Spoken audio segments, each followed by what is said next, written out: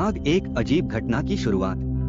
लोना चमारी की कहानी उस ठंड भरी सर्दी की रात से शुरू होती है जब गांव के ठाकुर परिवार का जवान लड़का अपनी कोठरी में गहरी नींद में सो रहा था।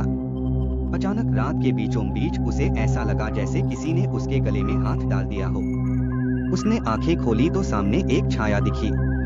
वो छाया कोई और नहीं बल्कि एक लड़की की थी, लंबे लंबे खुले बाल जिनमें उसका पूरा चेहरा छिपा हुआ था। पर उसकी आंखें जलती हुई लाल अंगारों की तरह चमक रही थीं। लड़का पसीने से तरबतर हो गया। उसके मुंह से आवाज तक नहीं निकल रही थी। क्यों रे? भूल गया क्या किया था मेरे संग? लड़की की आवाज ऐसे गूंजी जैसे चारों तरफ भूतों का मेला लगा हो।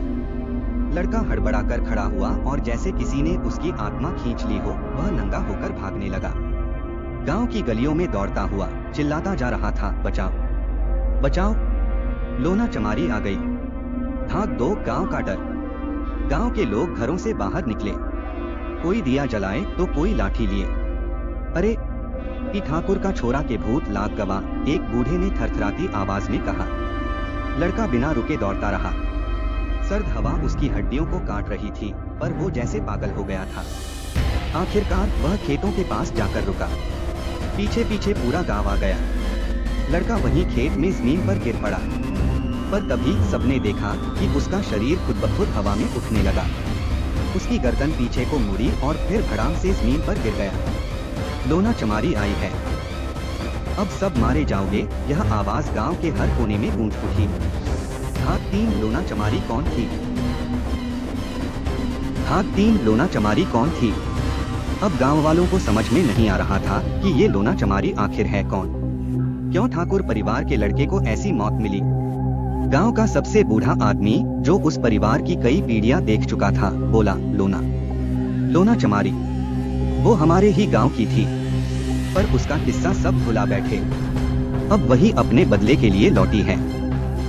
11वीं सदी का समय था। पंजाब के इस छोटे से गांव में चमार जाति का परिवार रहता था। उसी परिवार में एक लड़की हुई जिसका नाम था लोना। लोना दिखने में ऐसी सुंदर थी कि जैसे चांद की रोशनी को ही इंसान का रूप दे दिया गया हो, पर उसकी सुंदरता उसका सबसे बड़ा दुश्मन बन गई। गांव के ठाकुर लड़के उस पर बुरी नजर डालने लगे। लोना के भाई इलाय और गेंदा हमेशा उसकी रक्षा करने की कोशिश करते, पर ठाकुरों का दबदबा इतना था कि उनके मुंह खोलने की भी हिम्मत नहीं होती थी। भाग 4 ठाकुरों की हैवानियत। एक दिन जब लोना गांव के कुएं पर पानी भरने गई थी, तभी ठाकुर परिवार के 11 लड़कों ने उसे घेर लिया। उन्होंने लोना की चीख पुकार को अनसुना कर दिया और उसके साथ हैवानियत की हदें पार कर दी। लोना के शरीर से ज्यादा उसकी आत्मा छलनी हो गई थी। वह रोती बिलखती अपने घर पहुंची, पर उस जमाने में गरीबों को इंसाफ कहाँ मिलता था। पंचायत में जब उसने अपनी बात रखी तो ठाकुरों ने उल्टा उसी को बदचलन कहकर गांव से बाहर निकालने का फरमान सुना दिया। लोना ने आसमान की तरफ देखा और कसम खाई, तुम लोग तो मुझसे सब कुछ छीन लिए, अब मेरी आत्मा भी चैन से न जीने देगी।